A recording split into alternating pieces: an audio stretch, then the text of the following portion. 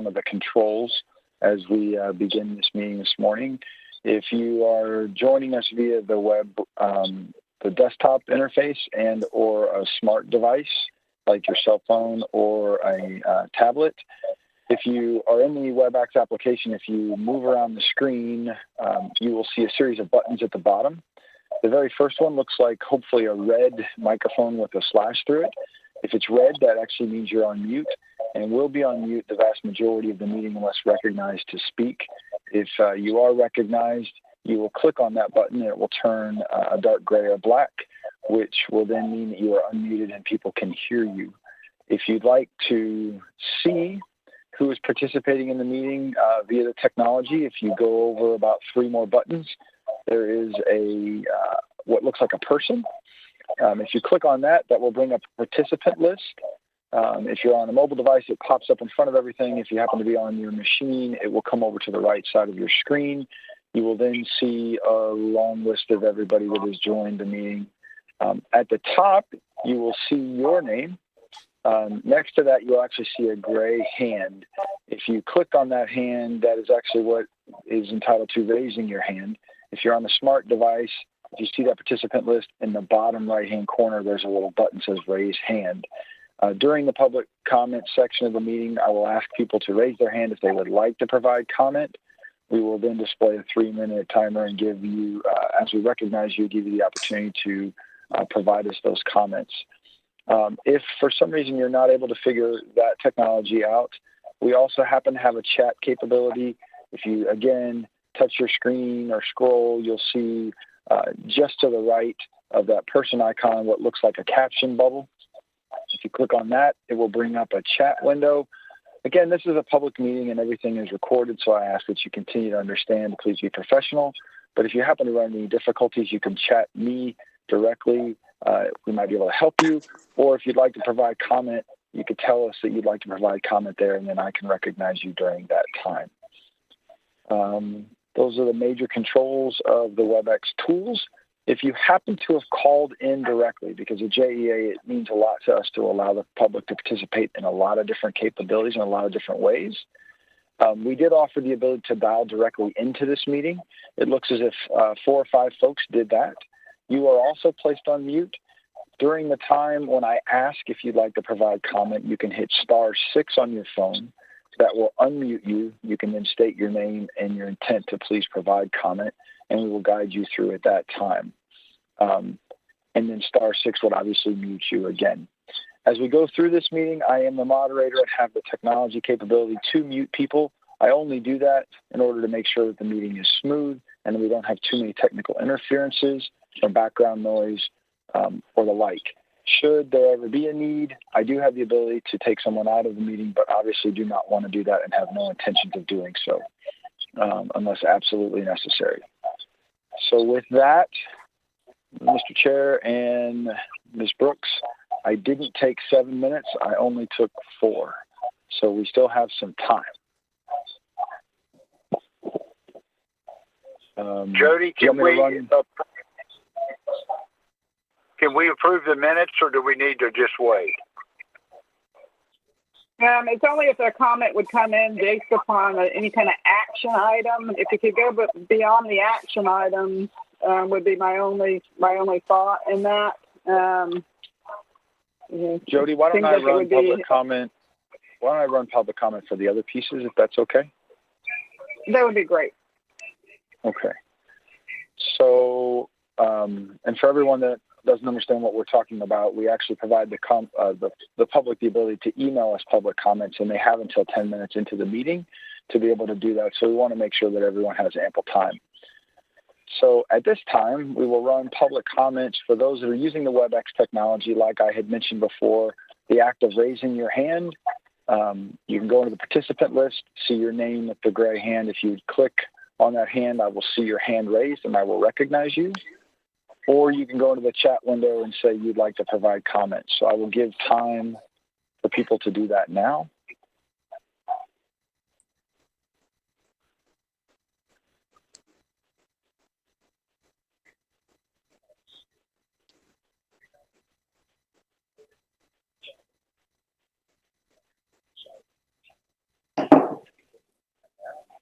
I see no one wanting to provide comment that way. So like I mentioned before, there are about 4 or 5 people that dial directly into this meeting. You also have an opportunity to provide a public comment. If you would hit *6 on your phone, that will unmute you, and then you can state your name and your wish to provide comment.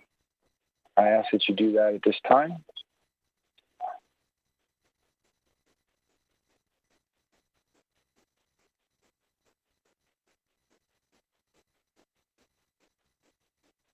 Not seeing anyone wishing their intent to provide public comment that way and or through raising their hand. What we will now do is ask Madrika. We'll ask her twice. Madrika Jones, has anyone provided public comment at this point? Not at this time. We will give it about another 30 seconds and ask her one more time, and then I will give it back to you, Mr. Chair.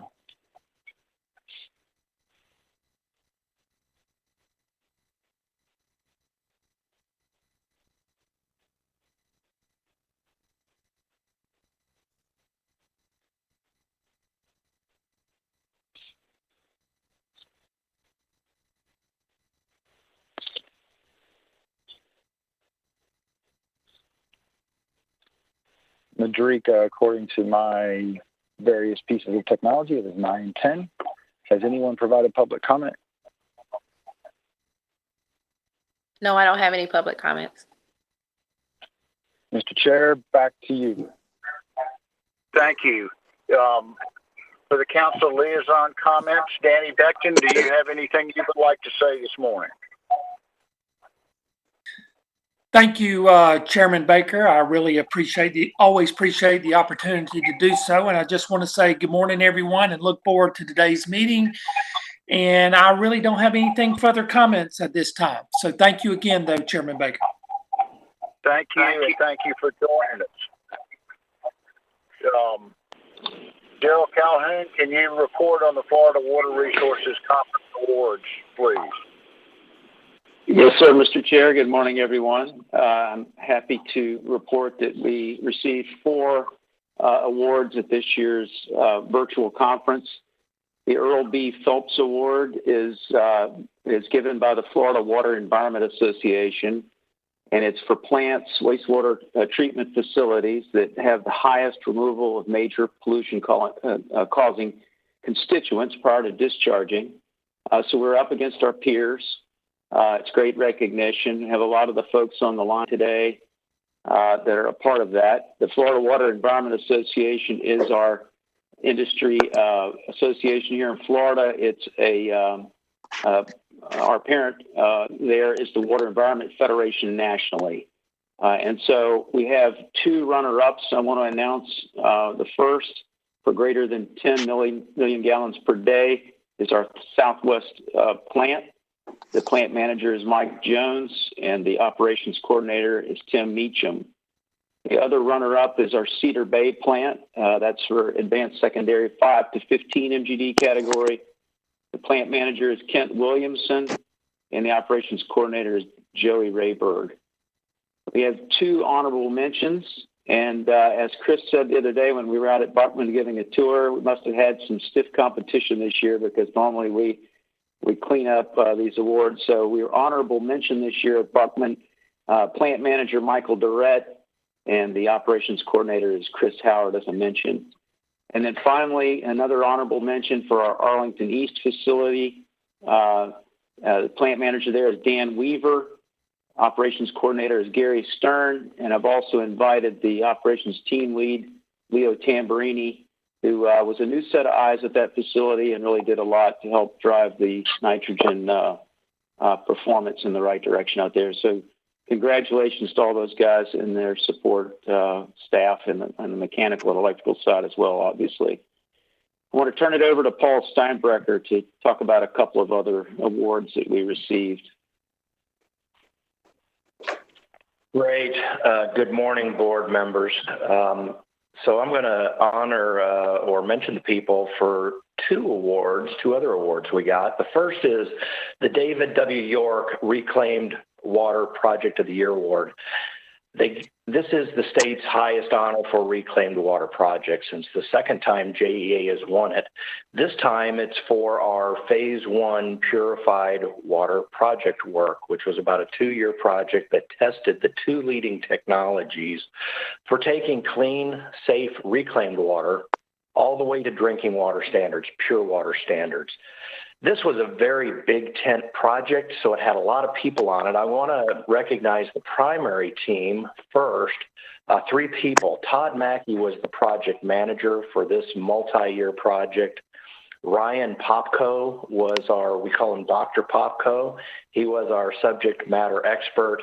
And Tom Bartol, who's our environmental water policy manager, was our water permitting and groundwater quality expert for this. So those are the 3 that did the daily lifting on the project. There were a lot of people that worked on this project. So I'm going to mention some of them. At the water reclamation facilities that we hosted this project at 2 sites. So at our Southwest water plant, that included Kent Williamson and Michael Jones, Tim Meacham, Chad Bell, James Howard, Sam Mixon, Craig Braddock, J.J. Davis, Rich Lehman, and Paul Avedon, all of whom helped a lot in hosting that project at the site.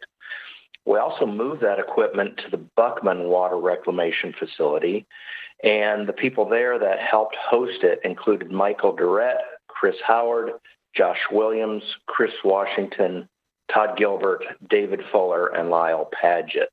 We had a lot of special assistance in other areas of JEA as well, so some honorable mention in planning to Rob Zamatero and George Porter, to environmental services for Katie Bizub, and we did a lot of communications work in the first phase of this, and that includes David Goldberg and his team, Melissa Ham and Michael Haddon, and also special mention to Jerry Boyce, who's now back with us. The other major award we got is an individual award. It's called the One Water Professional of the Year Award, and it recognizes that fresh water is a scarce resource on our planet, less than 1% of the water on the planet, and that all water is reused. This award recognizes a professional who has gone above and beyond the duty in helping other water professionals convey that message to the general public.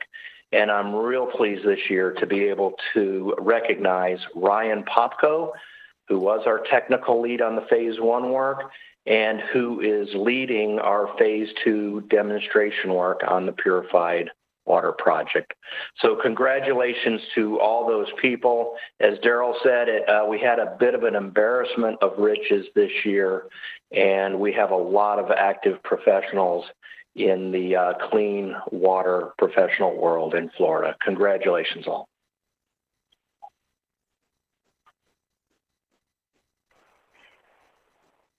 Deryle, do you have anything else you want to say?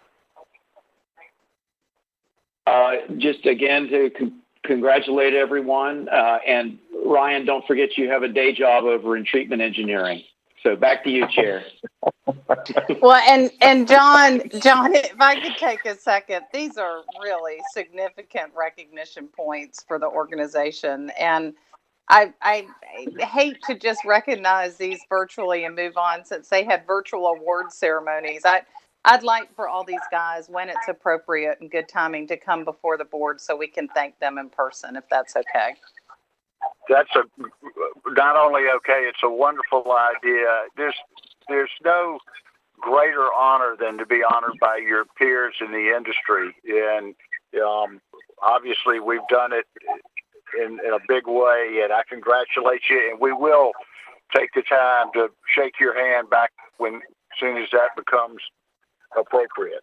So with that, we'll move on to the consent agenda. We've got board minutes from April 28th and May 5th, the communications and engagement calendar and plan update, and the sole source and emergency procurement and the procurement appeals board report, all on the consent agenda. Can we get a motion to approve that or dig into them if appropriate?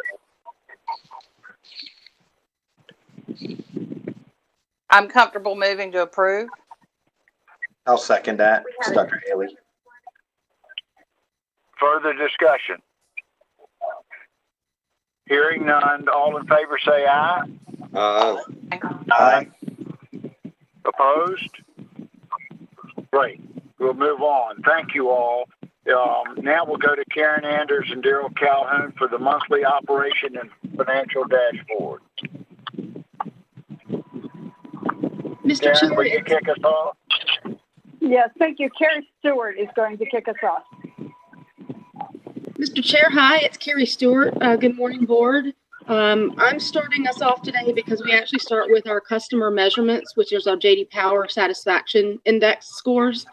As you can see, they've not changed since last month because J.D. Power is actually in the field surveying our residential and business customers as we speak.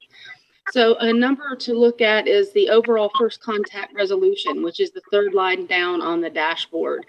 Those metrics are much more recent. Those are from March and April of this year.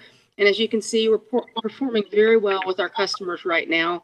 And if you take a look at some of the verbatims from our customers, they are very patient with us during this time of COVID-19 and our long call times, but they're getting resolution when they call, and they're very satisfied. So we're hopeful about the impact of first contact resolution, as well as a lot of the social and earned media that we're working on while J.D. Power is in the field surveying our customers.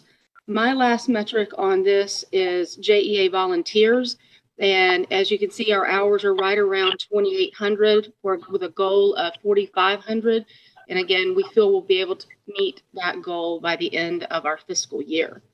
I will now turn it over to Caren, VP and GM of our energy system. Thanks, Kerri. Good morning.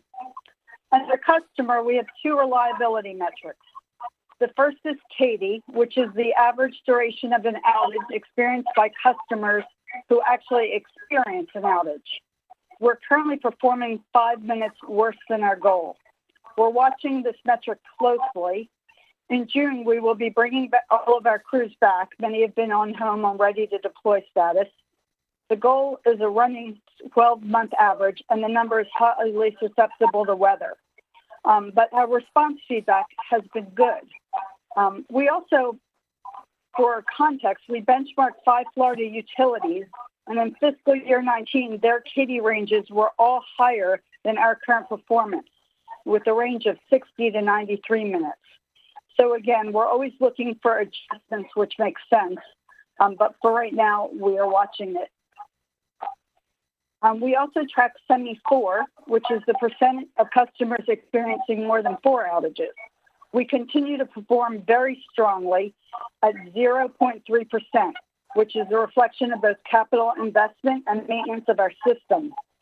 As a comparison, 4 of the 5 Florida utilities we benchmark report SEMI5, which is more than 5 outages, and the range is 0.41 to 2.13%.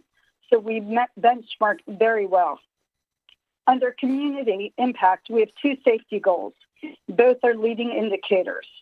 We are measuring how promptly we address items observed during safety checks and, where appropriate, the time completion of work orders with safety implications.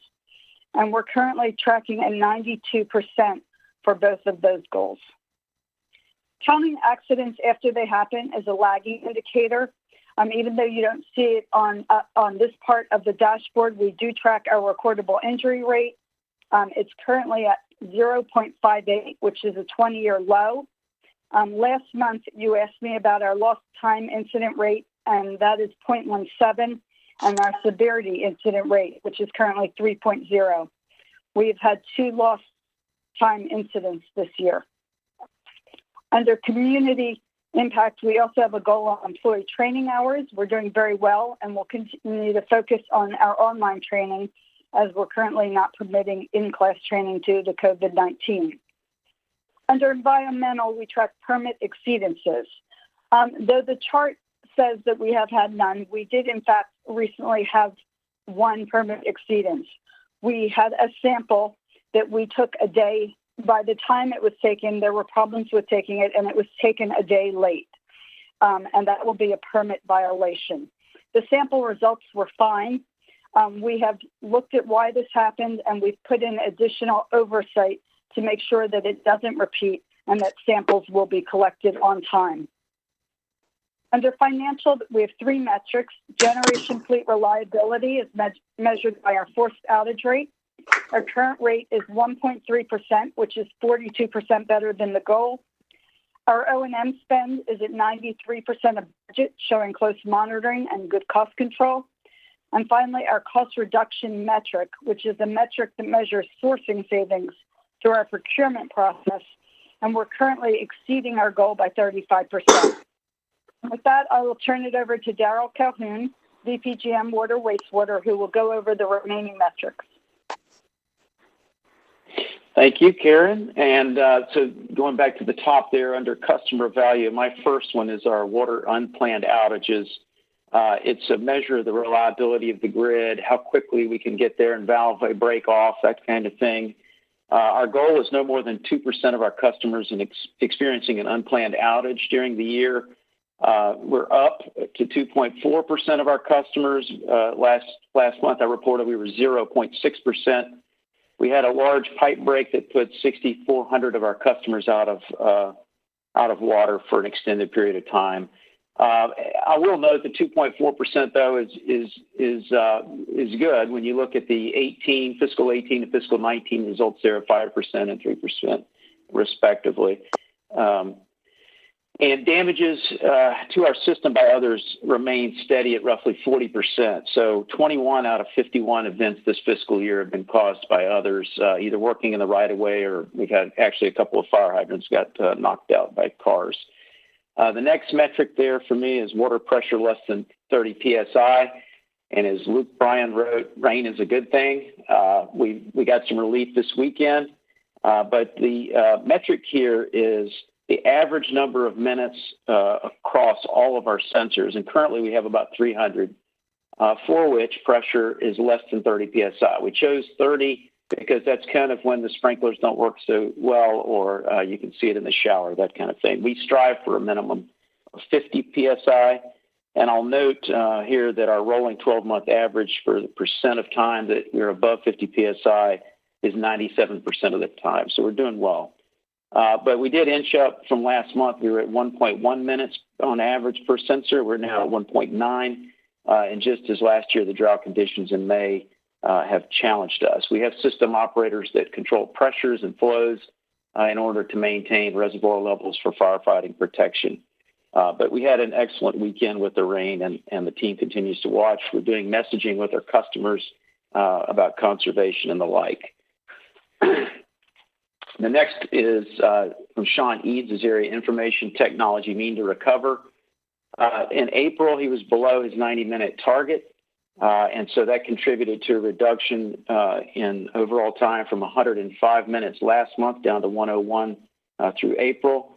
And on another good note, they have been under their target of 90 minutes 4 out of 7 months. And that's really, this metric is really about the focus on restoring the technology systems as outages occur, similar to the way Caren and I focus on customers. I have 2 items under community impact value. The first is capital invested, obviously an important metric for our community as we invest heavily in infrastructure. And I'll remind you that it includes all capital from water and wastewater, energy, and our district energy services, the core businesses, as well as support functions such as fleet and tech services.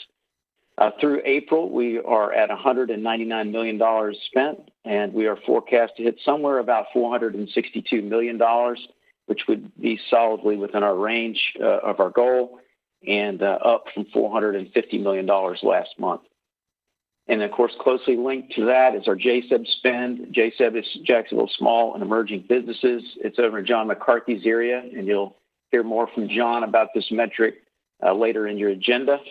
But it's closely linked to capital and O&M spend, and we take a look at those projects and decide what our percent participation will be for JSEB and then go after it. But we stand at $10 million there through April, well on our way to meet our goal of $17 million. Under the environmental value portion of the scoreboard, I have 3 items there. First is consumptive use permit, and it's a yes or no. And the reason is because the CUP is a very complex permit. And so at this time, we are currently we are in compliance with all aspects of our CUP. And of course, the big one there is our withdrawals from the Florida aquifer. Through April, we stand at 114 million gallons per day. That's our annual daily average versus our permit limit of 140 MGD. So we're in good shape there. We are challenged at some well sites due to the drought, but we're closely managing, and we've, as I noted, established a weekly drought team to discuss strategies, including that customer messaging I spoke of earlier. Nitrogen to the river is still a strong story there. We're at 183 tons through April discharged, and we're forecast to finish the fiscal year at 364 tons, down from 377 last month. Our permit limit is 683 tons on a rolling 12-month total basis. And lastly, sanitary sewer overflows. This is specific to those that reach waters of the United States. We track all, of course, and root cause each one of them. But this metric is specifically about those reaching waters of the U.S. It's a measure, just as unplanned water outages is for the potable system. It's a measure of the reliability and maintenance of our wastewater collection system. And I'll remind you, we have about 5,200 miles of pipe and over 1,400 pump stations. So it can be a needle in a haystack endeavor looking for troubles predictably. Fiscal 20 to date through April, we've experienced 17 overflows. That's up from 12 in March. No real smoking gun there. But annualized, that would be a rate of 0.56 overflows per 100 miles of pipe, which would be excellent compared to our history here of about 0.7. Just as on the potable side, the damages in the right-of-way are a challenge. It is here as well. About 30% of those overflows to waters of the U.S. are caused by folks working in the right-of-way. And Mr. Chair, that concludes our report, and we'll be happy to answer any questions. Thank you, Deryle and Caren. Any questions? Y'all do a nice job of explaining those metrics, and we appreciate it. Joe Orfano, can you take us from here? Mr. Chair. Good morning. Good morning. Thank you, Shawn. If you could go to the first, if you could scroll down. Thank you. In terms of the energy system operating results, obviously green is a great thing for finance people. The top row shows base revenues year to date through April of $477 million, 9% increase, operating expenses down 10.9% to $516 million, and operating income up 33.1%. As I explained during the Finance and Audit Committee meeting, though, and the rating agency presentation last month, these results have been impacted favorably by our decision, the board's decision to terminate the debt management strategy reserves in both systems. So in terms of the energy system, as you see there, about a $30 million transfer was made into revenues, which has had the direct impact of improving these numbers. So we presented in a top-down way what the revenues, operating expenses, and operating income would have looked like without this approximate $30 million.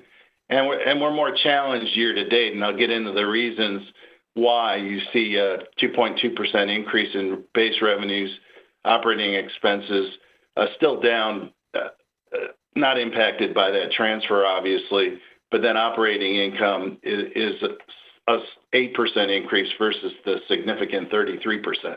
Next slide, please, Shawn. So as we dig a little deeper, we're heavily impacted each year by weather, and this year has been no different. Because we had virtually no winter to speak of, heating degree days, which is where we make significant revenues in the wintertime, we're down 152 days, although that was more than offset by the cooling degree days being up by 180 days. So total degree days were up 28 days. Next slide, please. And in terms of operating expenses, fuel is a significant driver, and fuel and purchase power expenses declined almost 25% during this 7-month period ended April 2020. We talked about natural gas prices. Next month, natural gas today, I checked, was at $1.78, and pet coke and coal prices are at or very close to historical lows. So we're significantly benefiting by reduced fuel costs. Next slide, please, Shawn. O&M is more of a significant challenge. While we're doing well year to date, as I commented on earlier, we're challenged with that 16.4% increase for the year. And what are the drivers? That's approximately $35 million increase. What's driving the energy system to show that kind of an increase? Well, I have 4 factors: ITN legal fees, $13 million, MEAG PPA legal fees, $8 million, salaries and benefits, $7 million, and then COVID-related expenses, also $7 million. So that totals just under $36 million.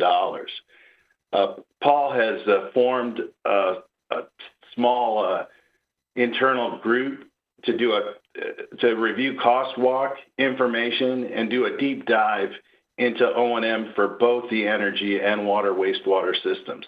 So you'll be hearing more about that in the days to come. In terms of the year-to-date drivers, again, I talked about employee benefits and pension costs, salaries as well, and then we also commented on the COVID-related stipends, approximately $2 million. So next slide, please, Shawn. On the capital spend, happy to report a fairly tight band around project managers, and we're big on acronyms, so I'll explain these. Project managers forecast is 237, which is also our internal target, and capital budget planning, which is a group in finance under our director of financial planning and analysis, a slightly lower figure of 228, but a nice band around the spend for the year. And we have teams evaluating the capital budgets for both this year and next year as well. You see the spend year to date. It's pretty even between year-to-date actuals and the remaining spend, and typically both systems back-end spending a little bit to catch up. They're obviously a little bit behind through 7 months, but would expect to see a figure very close to the 228 to 237 range. Next slide, please, Shawn. On the water wastewater system, again, very favorable results. O&M, a little bit of an outlier with a 4% increase. Again, these figures are being impacted by the $14 million and change transfer from the debt management strategy reserve to revenues. And you'll see that impact from 274 approximately in base revenues for the year to date versus 259, 4.6% increase. I'll get into operating expenses in a moment, but then operating income still respectable at 8.9%. Next slide, please, Shawn. I just want to. I just want. Sorry. Yeah, I just want to make sure that we're thoughtful about this debt management reserve. It feels good, but it's not long lasting. Yeah. Yes, sir. That's a good point. And Bobby, I'll follow up on that. If now's a good time, I have PFM preparing an analysis because they'd also like to take into account our variable rate investments as well, because they are offsetting the variable rate debt, and they want to benchmark our metrics against other public utilities as well. So they've begun to undertake an analysis of that.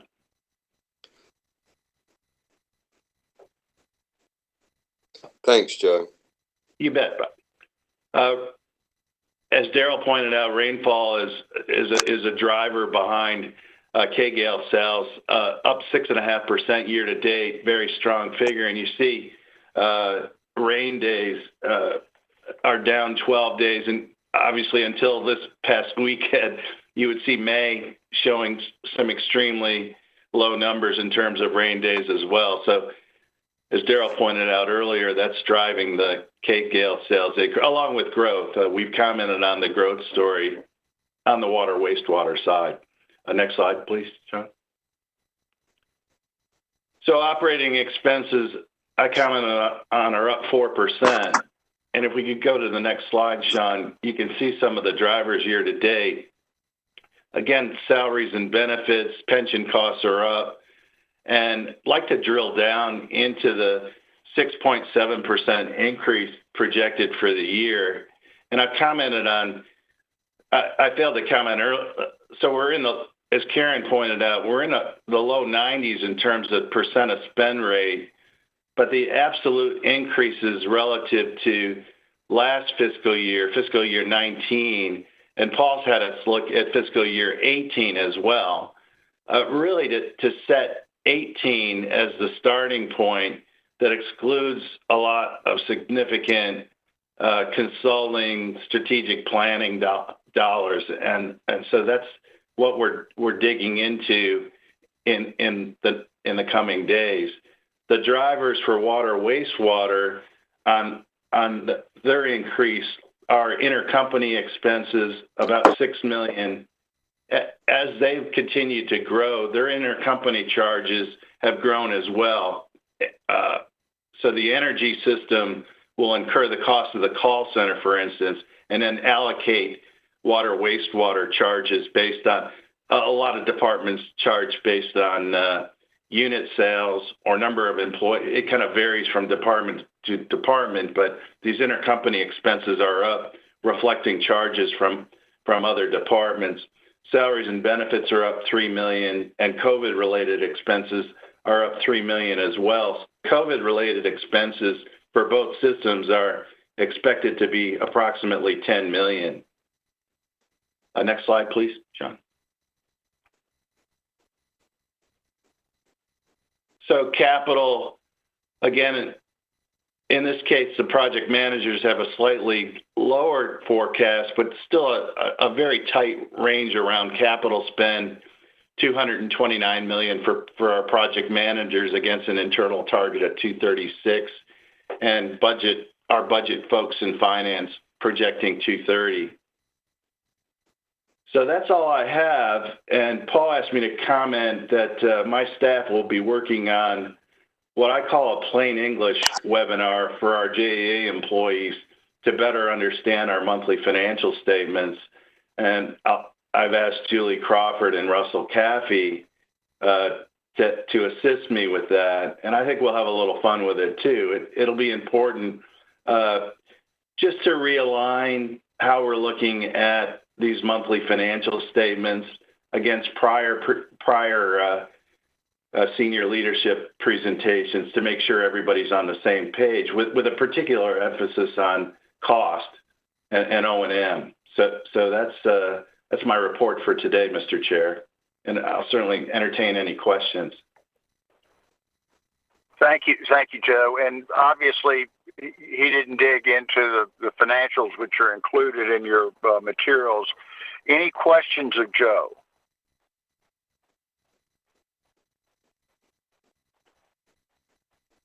Okay, if there are none, let's turn it over to Steve Mcinall with the JEA Training Facility action item. Good morning, Mr. Chair, and members of the board. I'm Steve Mcinall, JEA's Vice President of Energy and Water Planning. Part of my job is not reflected in my title is Real Estate and Economic Development, which operates with Jordan Pope as the director. Today we have a medley of real estate items for the board: a purchase, a sale, and a swap. So, and these are governed by the JEA Real Estate Procurement Directive. We've got our own procurement directive that requires board approval for any real estate purchase or sale exceeding $500,000. The first item is tab 4C in your books, and we're looking at the map on page 89. JEA is proposing a purchase of 2 parcels totaling 6 acres with associated building improvements for a centralized JEA technical training facility. This training is for linemen, machine shop, heavy equipment operators. It used to be located at St. Johns River Power Park, and since the Power Park demolition began, they've been dislocated, spread out amongst different facilities. And this is our opportunity to consolidate the group again, which will make more efficient operations. The operation also would not be within any sensitive or secured area, which makes access easier for employees to attend. The facility is located adjacent to the Northside Generating Station. You can see the old Power Park site is to the east of the proposed site, and then that's the byproduct area that you can see at the south end of the picture. This facility will alleviate space constraints at other JEA facilities as they spread out. They're at multiple facilities right now, and each of those are pretty tightly space constrained. And we received an independent appraisal on the property and the improvements in the amount of $3.1 million, and negotiated a purchase price for $3 million. We've performed significant due diligence already, including a building inspection, and no major issues have been identified. The board action on this is to approve Resolution 2020-03 in the board package for this property purchase. Jody, you have some details? Yes, thanks, Steve McCinall. While we've been on this meeting, I was reviewing the resolution one additional time, and there is a minor technical change to the resolution. Under paragraph 2, the board hereby delegates to the chief executive officer and managing director. We've missed the word interim. We've got it in the caption, but on paragraph 2, that should read, the board hereby delegates to the interim chief executive officer. So I'd like the resolution to reflect that one change. In the actual purchase agreement, there is another technical change in the notice provision on page 7, paragraph 14. The prior attorney, Miriam Hill, was listed there as the contact, a JEA notification perspective, and it needs to be changed to Jody Brooks, to myself, and my email address inserted. So with those 2 changes, we'd like to entertain a motion to approve the resolution as amended, and the minor technical change to the purchase agreement. Can we get a motion, please? So moved. Moved. Second. This is Tom. Is there discussion? Hey, Mr. Chair, Joe DeSalvo. Thank you, Joe. Okay, for Steve McCinall, just I assume no environmental issues with this new property, Steve? Correct. It was a tank cleaning company, but they didn't actually clean any tanks on the property. We completed the phase 1 that did not identify any major issues. There's a septic tank on the property. My expectation is we would hook it up to water and sewer. Okay, thank you, Steve. Thank you, Mr. Chair. Others? Paul, could you comment? We're spending what, $3 million? Yes, and I presume there will be capital improvements to the site. Do we run a payback analysis on projects like this, and have we done so here? We have in the plan approximately another $1.5 million in terms of improvements in the building and the facilities to make it operational. And in this case, it's been a consolidation of activities from locations, and as well as basically the replacement of the facility that we lost with the demolition of SGRPP. So in event, I think in the analysis here, it's been more of a replacement of a critical function or facility to support a critical function of training our operating and maintenance personnel. And that's been used to sort of justify this at this point in time.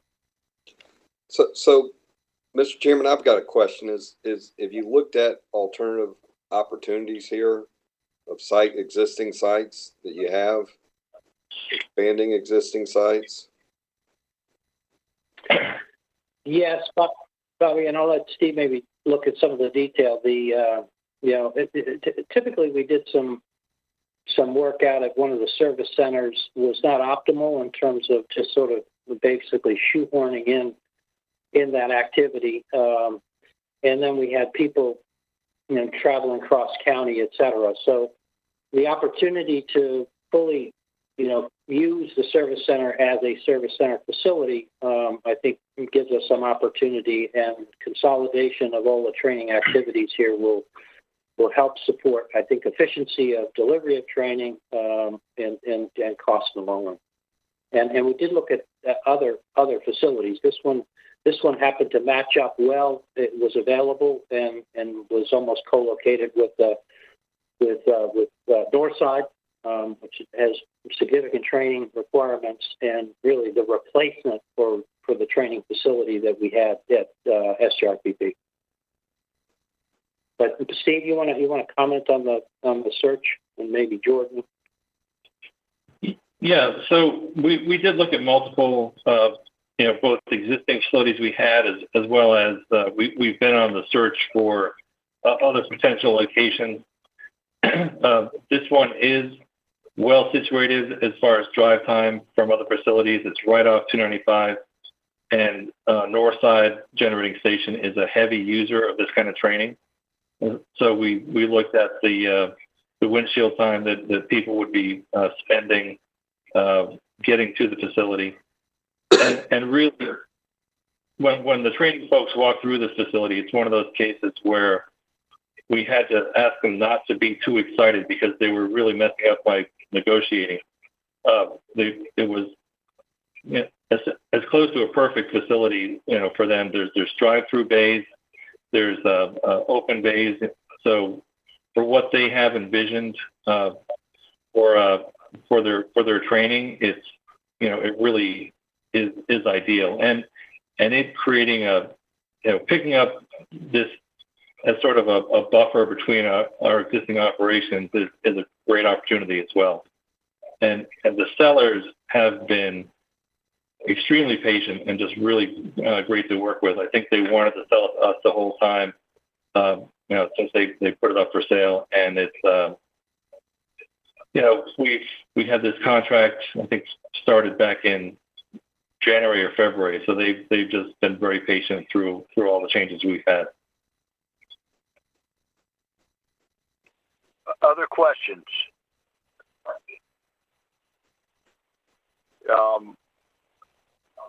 We've got a motion and a second. All in favor, signify by saying aye. Aye. Aye. Opposed?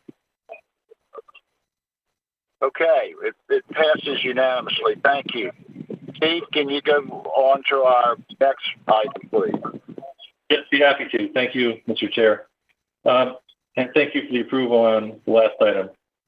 Item 4D is a JEA FPL electric territory swap. The detailed figure is shown here. This is page 120 of the board package.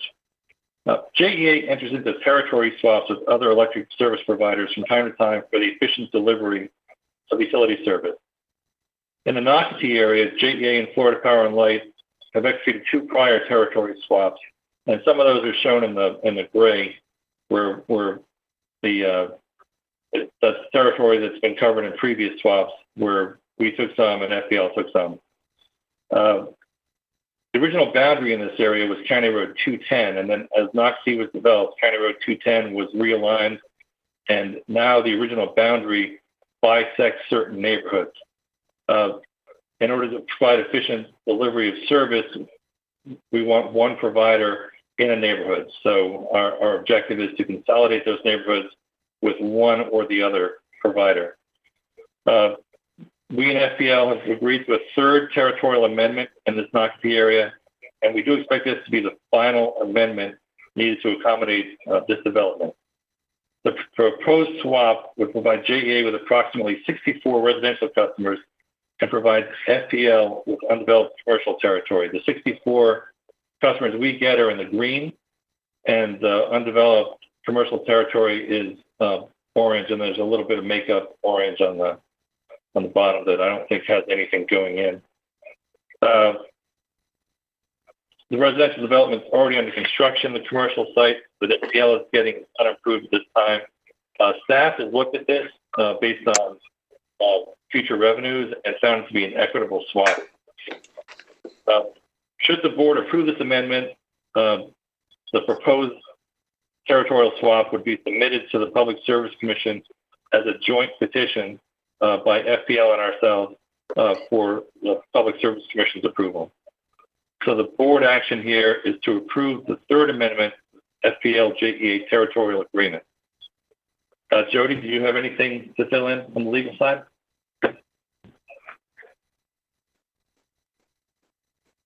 Thank you, Steve. It's Jody Brooks again. No, I don't have anything to add to this item. Thank you. Can we get a motion to approve?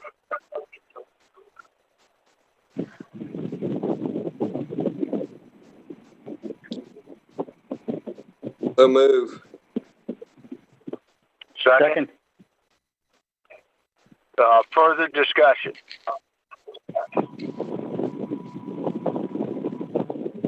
All those in favor say aye.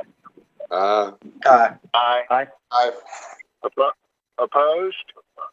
Okay, you've got it, Steve. Let's get one more. All right, 2 for 2 so far. Thank you for that. The third item is item 4E.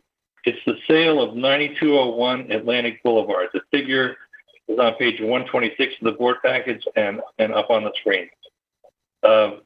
JEA purchased this facility in 2011 for the total water management plan, and we've installed a 30-inch water line and a 24-inch sewer main, then also used the property for smart meter changeout and tree trimmer contractor parking. The total water management plan project is complete, and we don't have any need to retain the parcel. We put the parcel out for bid in 2019 in July and received a high bid of $3.2 million. That bidder did not close on the property, and JEA has negotiated with another interested party in the proposed amount of $3.15 million. We've gone back to, there were 2 bidders the previous time. We went back to, the one dropped out, we went back to the other one. They stuck with their original offer of $2.5 million, but we identified an additional bidder that came in at $3.15. The procurement directive lets us negotiate directly with parties after the property's gone out for bid. We received an updated appraisal in May of this year in the amount of $3.234 million. The property has a market value on the Duval County property appraiser of a little under $2.4 million. The structures on site are in disrepair and need to be demolished. And per JEA policy, the subject property was offered to other governmental agencies, and no agency declared a need for the property. So the action here is to approve Resolution 2020-04 in the board package for the sale of 9201 Atlantic Boulevard. Move it. Is there a second? Second. Discussion. Paul, do we have any issues about it being below the appraisal? The policy. Go ahead, Steve. So the policy requires to go to city council if it's below the market value. We're well north of the market value.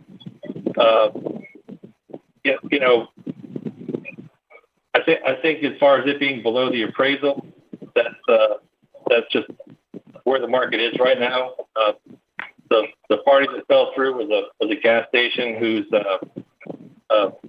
capital plan changed as COVID developed, and the new buyer is another gas station chain whose capital plans apparently have not been as impacted by COVID. We think it's a fair price, and it's pretty much reflective of that same sort of delta between appraisal and offer price that we saw on the property that we're buying, where we got it for $100,000 below the appraisal. One thing to note too is we don't pay any commissions. So when we negotiate a contract, there's no additional cost on top of that. It's that cost is what it is, and so we're not paying any seller commissions or anything. So I think, Steve, it's important for Jody to comment on the chairman's question. Yeah, from a charter provision perspective, I believe we're in good order from a market value perspective. But before we take a vote, there is one minor correction I need to make in this resolution 2020-04. Circle K Stores Inc. is indicated as the seller. They would be the buyer in the quotated marks in that first whereas clause. So I know it's been moved and seconded already, but if we could, as amended, Bobby, if you could restate the motion. Yep, as amended. Make the motion as amended. Second. Thank you. And Mr. Chair, did that answer your question on the value of the property that we're selling it for? Yes, and I think we're very lucky to get that in this market right now. So I think Steve's comments are well taken. Okay. If there's no further discussion, all those in favor signify by saying aye. Aye. Aye. Aye. Opposed? Okay, it's unanimously approved as well. Our next item of business is the Jacksonville Small and Emerging Business Report by John McCarthy. John, are you on? Yes, sir. Good morning, Chairman Baker and members of the JEA Board. I will be joined by our procurement managers, Rita Scott, in providing our Jacksonville Small and Emerging Business Program Report, which is better known as JSEB or JSEB. This is a quarterly report to provide to the board. Today's report will include 7 months of data, though, because we typically make this report 1 month earlier during the quarter. And go to slide 2, please. Shawn, can you go to slide 2? This slide provides background information on the JSEB program and a summary of JEA's FY19 performance. And I'll just touch on some of the highlights. JSEB is a local, race and gender neutral program that provides significant economic activity to Jacksonville's small local businesses. The program is defined by city ordinance, and JEA uses the city's program, which provides opportunities to collaborate across its agencies. The program allows procurement methods to promote JSEB participation that include sheltered markets that may limit bidders to JSEB companies only, subcontracting participation goals, and RFP evaluation criteria that favor JSEB companies. Eligibility requirements relate to being local and having a personal net worth and company annual revenues less than established threshold amounts. The personal net worth threshold is $1.3 million exclusive, not including your personal residence, and the annual revenues is $13 million. JSEB has had strong JSEB performance. Our FY19 JSEB spend of 29% of available spend exceeded our goal of 23%, which is higher than the city ordinance goal of 18 to 20%. And the available spend includes all spend that JSEB companies have capability to perform the work. For FY20,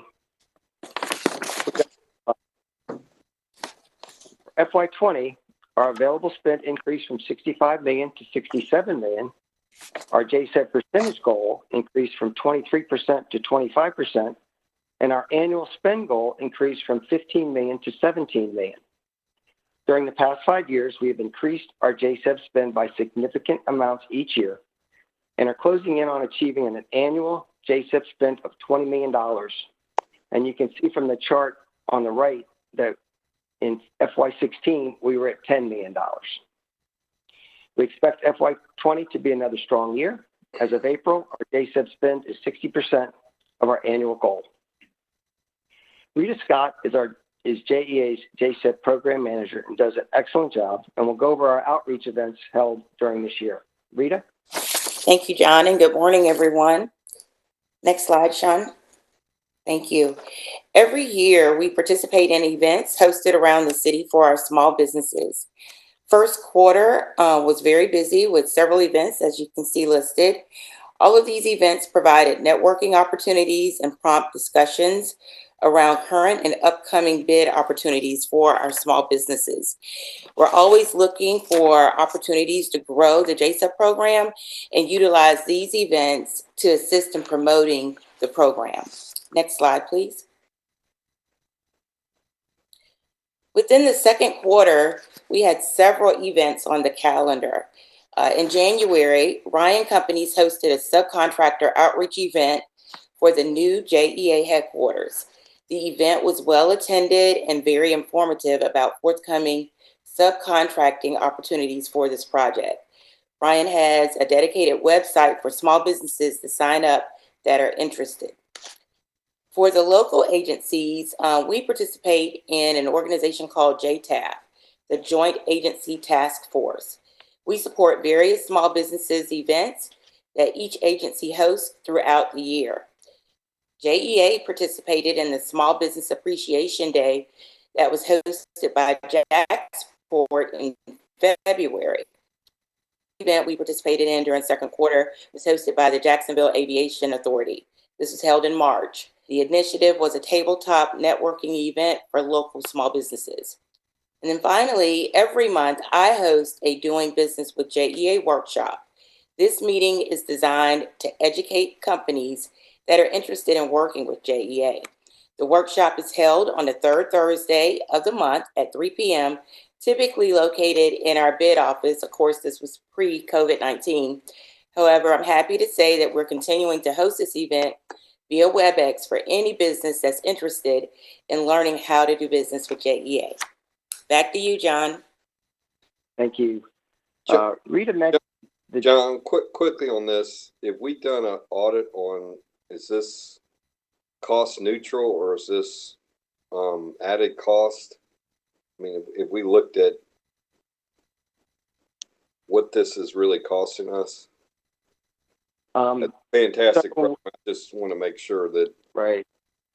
So when we shelter a market, we do not allow non-JSEP companies to participate. And so in theory, you might have someone else that would come in, especially when it's price only. The other side of that is we increase the pool of qualified vendors that we have, and by reaching out to the JSEP companies and helping them grow their business and become top performing companies.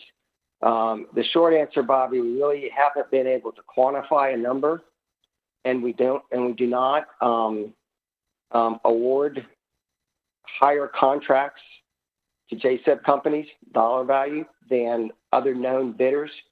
But because of the limitations on some of the bidding, there could be some additional costs, but I think it's offset by by increasing our pool of companies. Yeah, I think it's a great program. I just think we should quantify, if there's a way to quantify, what's the additional cost. Great. I'll take that as an action item out of here and follow up with you. So I just wanted to mention that what Rita mentioned, the Joint Agency Task Force, and which has been a very successful collaboration between the City of Jacksonville agencies. And it was actually started under Paul's leadership and direction when he was previously serving as our CEO. Through the Joint Agency Task Force, we jointly host outreach events, which you see here, and publish newsletters to provide Jacksonville small businesses one place they can go to learn about upcoming opportunities for all the City Jacksonville agencies. And that's been going on now for the past 3 to 4 years. And our final slide, Shawn, if you can take us to the next slide. This slide spotlights one of our JSEP vendors who has stepped up and expanded their cleaning and sanitation services during the COVID-19 pandemic to ensure a safe workplace for JEA employees. J.R. Meadows is the owner of the company. He became JSEP certified in 2012. He started working with JEA in 2014 and has been just over about $500,000 per year with JEA over the past 5+ years. JR has built a really strong, viable business from opportunities provided by the JSEP program, and JEA's customers have benefited as well from the services of this outstanding company.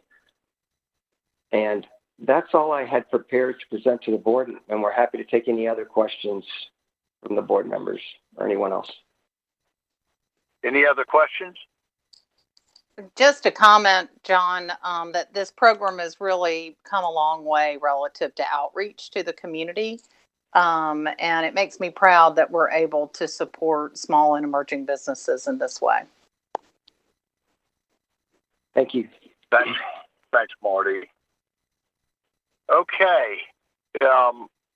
We'll move on to our board and committee reports. First is Finance and Audit with Marty Lanahan.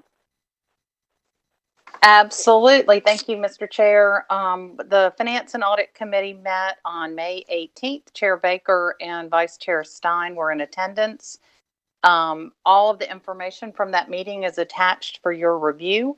Of note, we delayed the market risk policy report in favor of a workshop for the entire board to include all things fuel related. All action items were approved.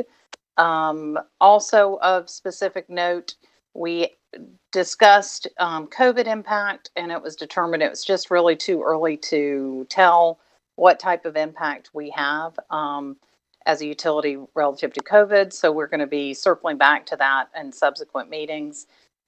We had, I think, a really good conversation around the ethics office, and we encouraged all of the JEA associates to speak up and to trust the board and Paul as interim. There was some dialogue that candidly led to a couple of emails to me from JEA associates that I've pushed back to Wallette and her team. So I'm so glad that the JEA associates and the rank and file were listening to us in that regard. And just, again, if you see something, speak up and trust us. We had follow-up items with respect to the board budget, the approval of the budget. We asked Paul if it was possible to submit on our deadline, but to circle back with maybe some changes in a 2-week cycle. Paul, did you have an update on that at all for city council deadlines?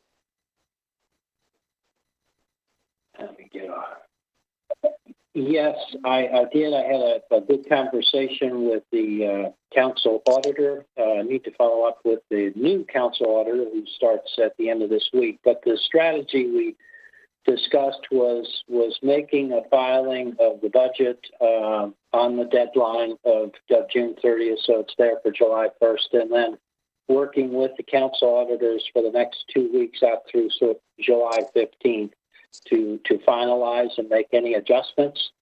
And if we can meet that time frame, which gives us, in excess of 6 weeks at this point in time, I think that's reasonable for us to do the work we need to do and get that information in final form. It will allow them to absorb that work on the 15th into their work processes to deliver to the city council. So we did make them healthy. Thank you. Okay, great. Thank you for that update, Paul. We also decided that it was probably in the best interest of the board on our onboarding to do a full board pay for performance workshop, and that is scheduled for this coming Friday. We will move into a shade meeting when we're able to meet face to face on Vogel and the impact there.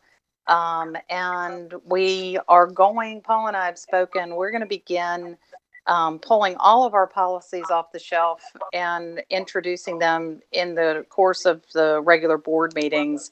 As an example, the investment policy and our pricing policy, and there's just a lot of policies that we need to begin reviewing, but we'll do that through the course of our normal board meetings.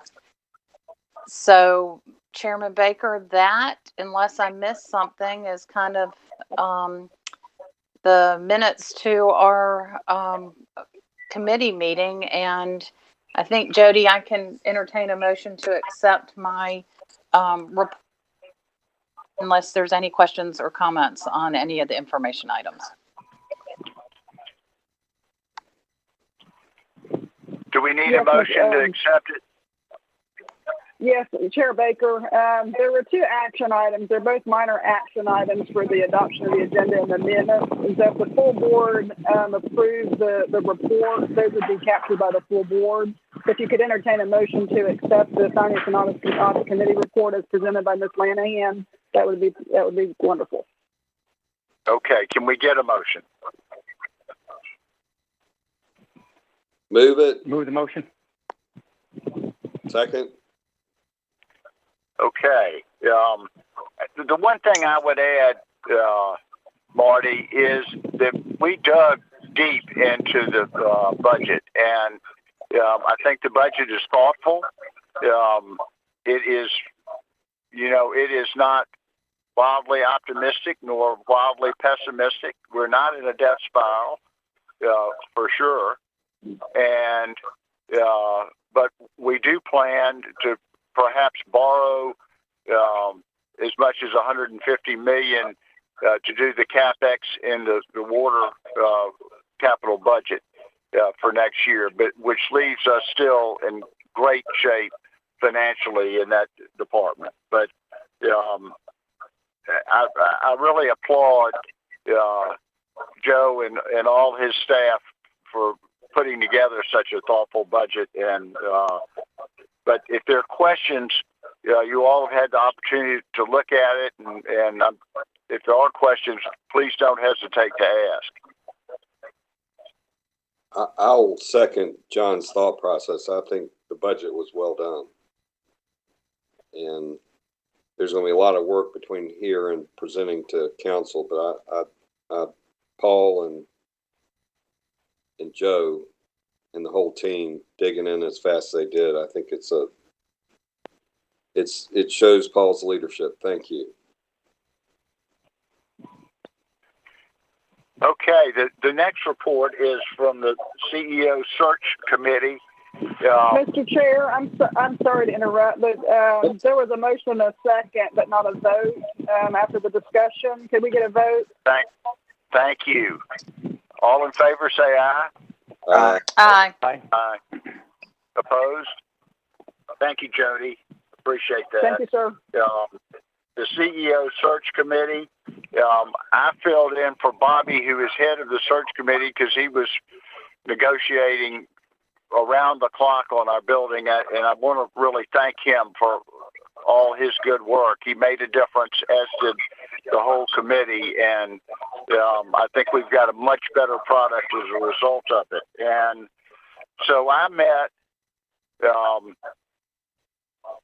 with Angie Hires, who is the Paul's assistant and former HR director for JEA, and John McCarthy, and we interviewed 7 different firms that had put in applications to represent us as we go out for our permanent CEO.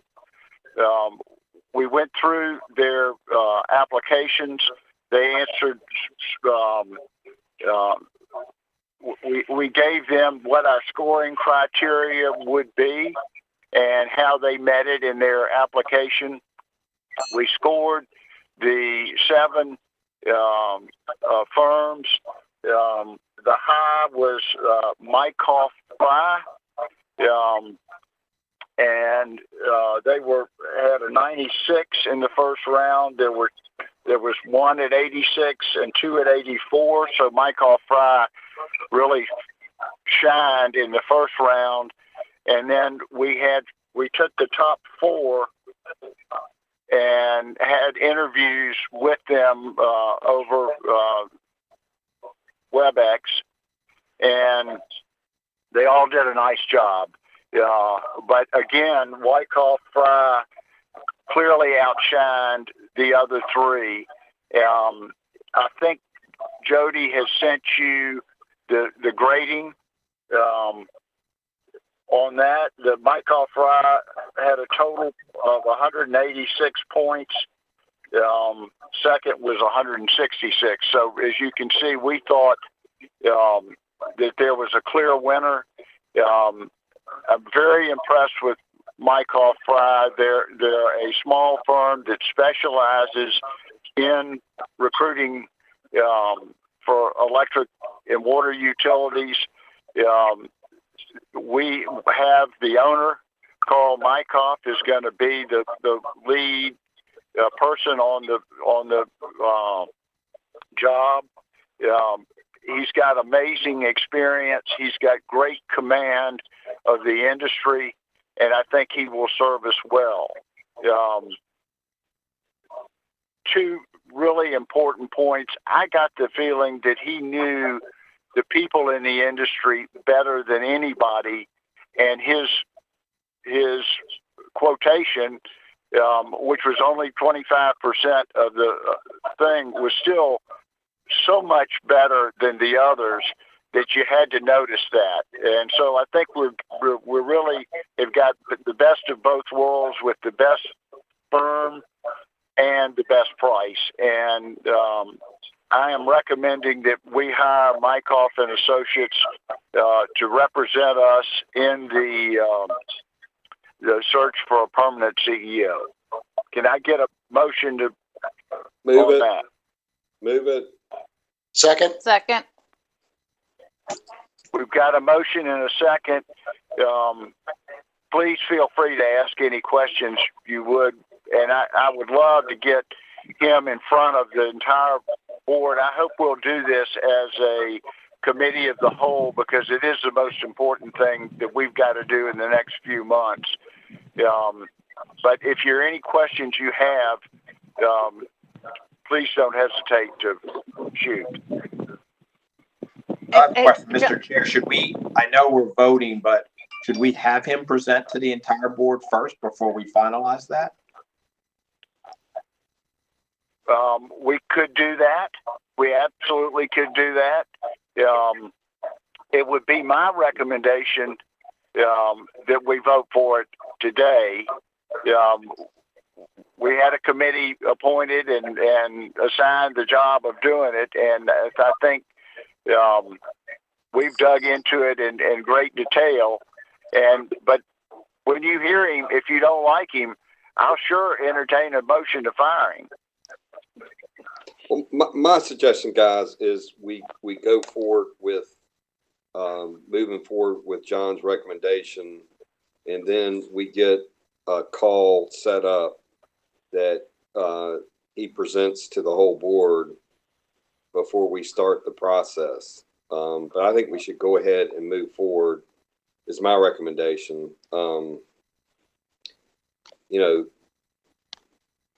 will say that I have full confidence in, the group that worked on this. Yeah, I agree. We've got Paul for it seems like a long time, but it's going to go very quickly as interim relative to the time that we have with him. And I think that this should be expedited. And I think that delaying a vote on this could put us at risk on getting somebody identified and on board, because this is a very long process. So I would support moving forward today. And John, in previous searches that I've been involved in, the board has had an opportunity to have a one-on-one conversation with the consultant.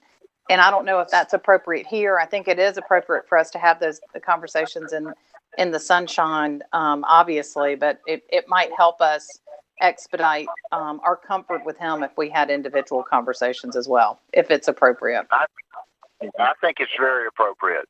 And one of the things that appealed to me was that he was willing to come to Jacksonville and sit down and meet with us individually. And I think that's how you really get to know somebody.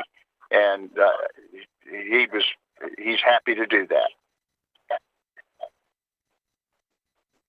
Well, I mean, Leon, if you're comfortable, my suggestion is we go ahead and go forward, get a date that he comes to Jacksonville, and with the virus, if that's held up, we do individual meetings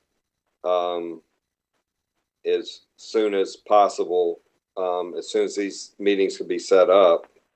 And then, I think this search should include everybody because it is the most important thing that we do. I'm comfortable with that. And I don't think we even need to wait for him to come here and be in front of us personally. I mean, we've all adapted to Zoom pretty well, so we can do it via Zoom and save him time and us time and money for transportation. So.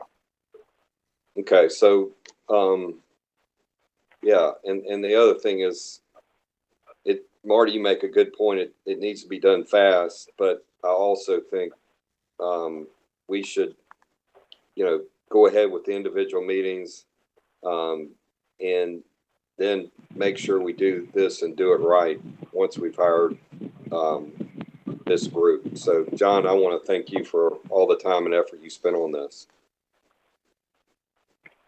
Well, it was a pleasure to do it, Bobby, because it was a pleasure to see that we really got somebody good, I think, and I think y'all will enjoy him. So could we get a motion to accept this? Yeah, I made a motion. Yeah. It's already in that posture. We've already got a motion in a second, and this is to award the proposal to the number one bidder of the project. The number one evaluated bidder. Wyckoff. Wyckoff, yes. Okay, it's already in that posture, Mr. Chair. Thank you. Any further discussion? All those in favor say aye. Aye. Aye. Opposed? Okay, it's unanimous. Thank you all. I appreciate it. Is there any old business?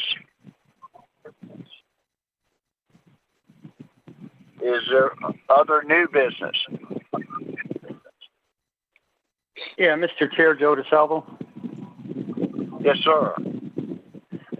Just real quickly, so as with the city council under council member Boylan's leadership with the Article 21 update, that's great. And then in the same view, I know bylaws are being updated.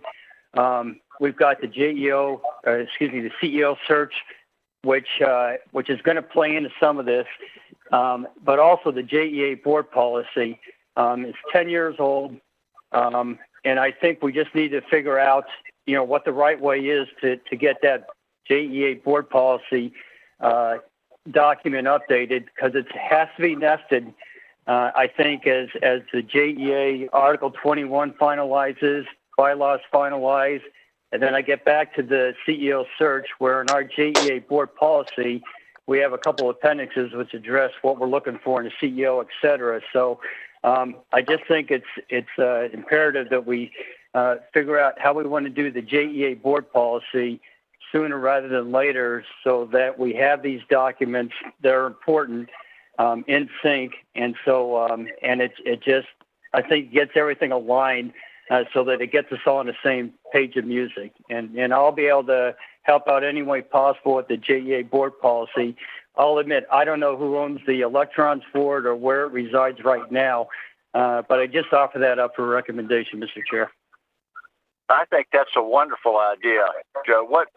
Jody, what committee would that be responsible to?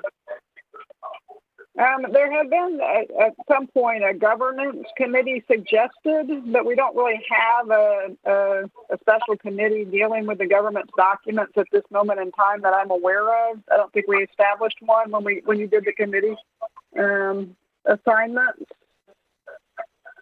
Joe, would you lead that? Yes, I'd be happy to, Mr. Chair. Thank you. And also, I'd actually be happy to serve on that with General Salvo. Great. Thank you for doing that. Does anybody else want to volunteer? I can help with that too. This is Dr. Haley. Great. So, Mr. Okay, Chair, Mr. Chair, you've established a special committee on the governance of JEA, being chaired by General DeSalvo with committee members Van Osdell and Dr. Haley. Correct. Is that correct? Yes. Do we need a motion, or can I just do that? No, sir. You just have the ability to do that. I just want to make sure I got it correct. Great. And Joe, if you would, I'll ask Paul to get with you, and y'all can set in motion what your game plan will be. But I really appreciate you bringing that up. It's something we need to do, and it's hard work.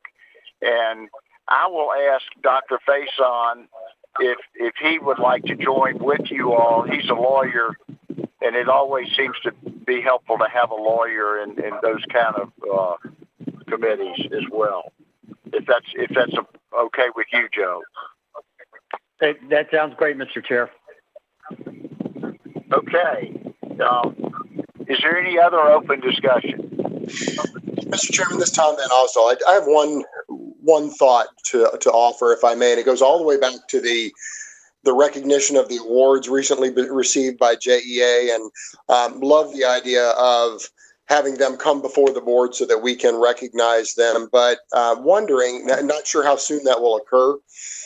And insofar as supporting and promoting culture and pride within the JEA organization, do we have any ability as a board to publicly recognize these awards and these individuals and teams, either in the paper or in a significant social media post, et cetera, but something to come out and say, the newly appointed JEA board wishes to recognize the JEA and these individual teams, et cetera, for their awards. Just kind of, this seems a pivotal time to really raise up the organization, promote the excellence inherent therein, and really make people more aware of how proud we should be of this public utility and all of the folks who lead and staff it.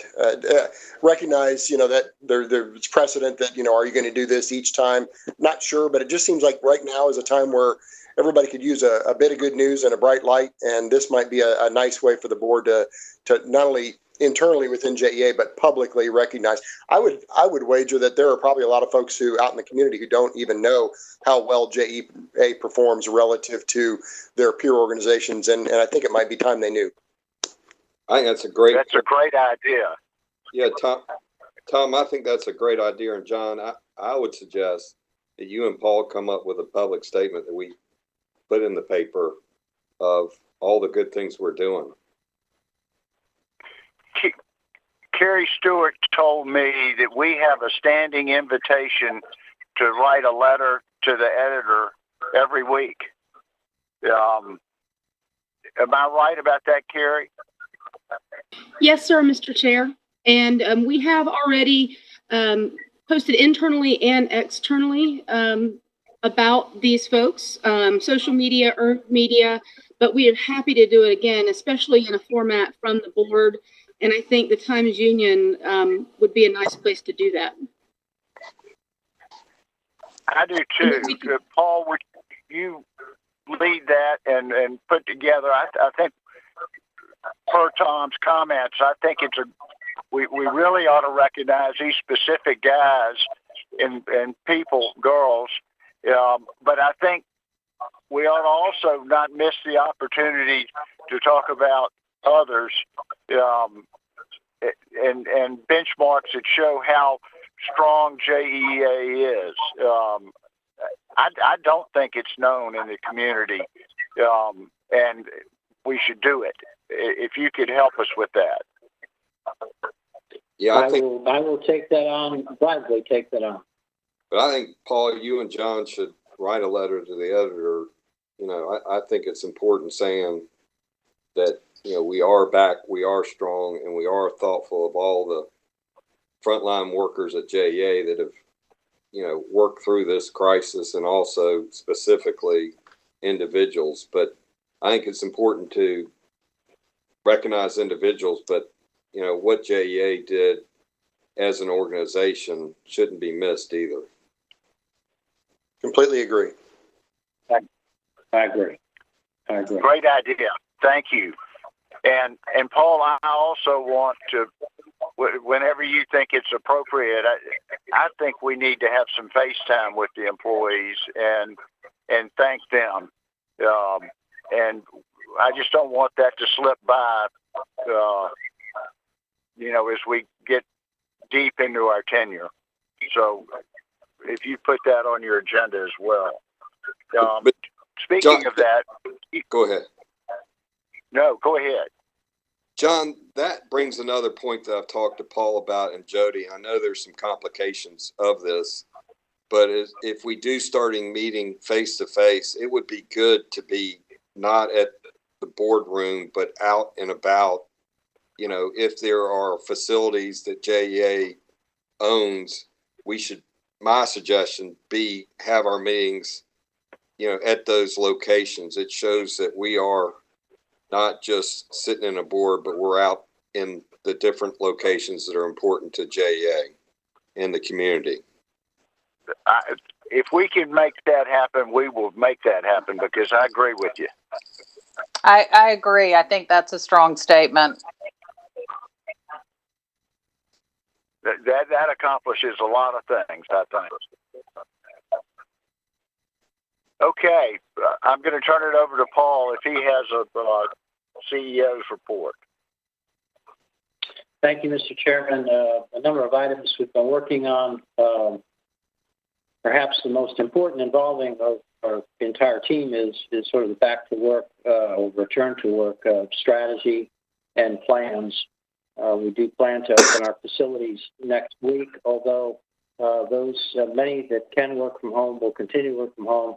The field workforce will be out taking full assignment, and we're going to be working our way back slowly into full utilization here. But we want to be cautious and we want to be safe about this and just ensure the safety of our employees. So they're here for the long term, not just a short, quick bounce back of any type of spread of the virus within our workforce. So we'll be very diligent about that. We've got a very comprehensive plan addressing all of the safety issues in terms of access to the buildings, masking, social distancing, et cetera, and a lot of rotational work. The facilities in downtown will be approximately, and it varies, approximately 20% occupancy at any given time. We've got plans for movement within floors and elevators, et cetera. So well thought out plan. Thanks to the team and all of those that participated in putting that together. We do have this week a comprehensive hurricane tabletop exercise that we'll be working on Wednesday, tomorrow, and Thursday. It's really important to make sure that we've got the plans in place, resources identified, and so that if need be, we can call the team together quickly and have the resources in place to deal with any disruption that we might have from the weather during the season. You know, a couple of key things there just for the board. You know, first and foremost, the community focuses on the restoration of electric service, and we will push out some information to board members in addition to what may have been provided, but additional information on the processes we use and what board members can expect should we have a hurricane event during the hurricane season. I think the other issue is wastewater. Deryle pointed out in his conversation the size and scope of our wastewater system. The 1,400 pump stations, which makes it the system, the largest number of pump stations in any system in the country. We basically have a flat system. It's all high pressure pumps. And so it's a bit challenging, and most of the wastewater system is in low-lying areas. So we are unique in that way, but it is a big issue, and the team does a great job historically in managing through any type of storm event. We already talked about the budgets. We'll continue to focus and review the O&M expenses as well as a review of the capital projects, trying to capture at least the top half of the capital spend that's in the proposed budget. Marty, remember, Lanahan mentioned a couple of the things that we have started in terms of the incentive workshop this Friday. We're prepared for that. We've got most of the work in place for the fuel and purchase power workshop for the board, as well as the Volvo Shade.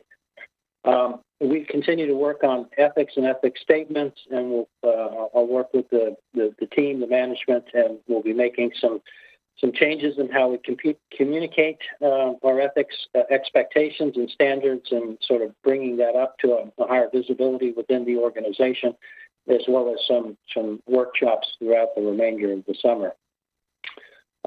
We thank everybody for the building. We're moving forward on that. We're starting to focus on some longer-term economic development opportunities, or at least looking at some major projects within the service territory with the lens of future economic development. We've been working closely with the mayor's capital project stimulus task force in terms of identifying some projects that might come forward. We might be able to pull forward and adjust our scheduling to pick up some more jobs in the short term to help the economic recovery. We are continuing to work with the council and the Justice Department with respect to investigations. And I am working with the Office of General Counsel, reviewing, and we'll have recommendations shortly with respect to participants that were involved in the ITN and sale process in terms of open invoices and how we go forward with those folks. Reaching out to the organization and reestablishing JEA, we did meet with Moody's on Friday. Chair Baker and I and the finance team, as well as the operating lead heads, had a good conversation with Moody's. We're scheduled over the next 2 weeks to meet with S&P and Fitch as well. I have engaged with the 3 major electric industry groups, and we're back in good standing with them. And I think a final point to wrap up with, while we're looking at the budget deeply in terms of expenses, it really will evolve to the next period of time here and a full evaluation of the cost structure, making sure that we're in line with best practices and benchmarked against industry for our various processes within the utility. And then as we get maybe a month or 2 out, I hope to be able to dedicate some time to transfer at least the knowledge I might have for the strategic pathways for the board to sort of think about and be aware of as time passes, and at least be a foundation or basis for any type of strategic planning over the next number of years.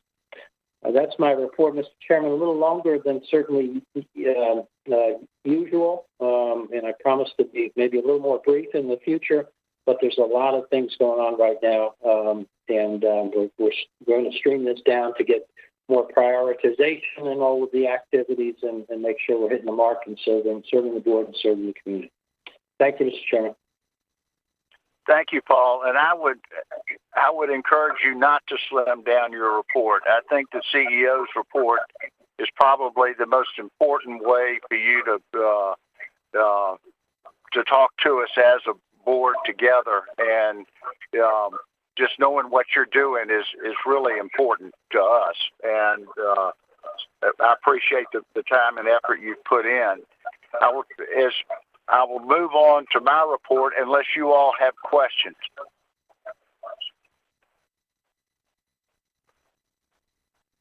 My report will be brief. As Paul mentioned, we met with Moody's about WebEx last week, and it was very encouraging to hear their response. They couldn't have been more complimentary of us bringing Paul back and bringing some stability to JEA. I can tell you, at least Moody's, and in reading the others, I would say maybe not quite as much so, but Moody's wants us to resolve Plant Vogel. And we need to figure out a way sooner rather than later to have a shade committee meeting so that we can all be brought up and have a strategy and be of one mind of where we go. Moody's took the filing of that lawsuit as an indication that we weren't good for our word, and that's why they knocked us down a notch. And when we all know that you just can't let something like that lie unattended to, and I think that's something we ought to work on. Other than that, I just want to be thankful for all you all have done. Y'all have piled in and done, meeting after meeting after meeting, and I think we've made some great progress. We've got a lot of things to get done, but I think we're getting them done, and I just appreciate so much y'all's hard work and support. Jody, is there anything else we need to bring before this meeting? No, sir. If you want to make the announcement and adjourn the meeting, I think you're in good order to do that.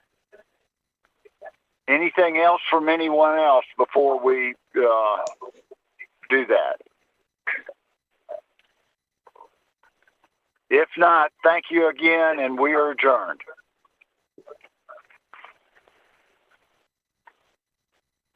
Thank you, Mr. Chair. Have a great day, everybody. Thank you. Have a great day.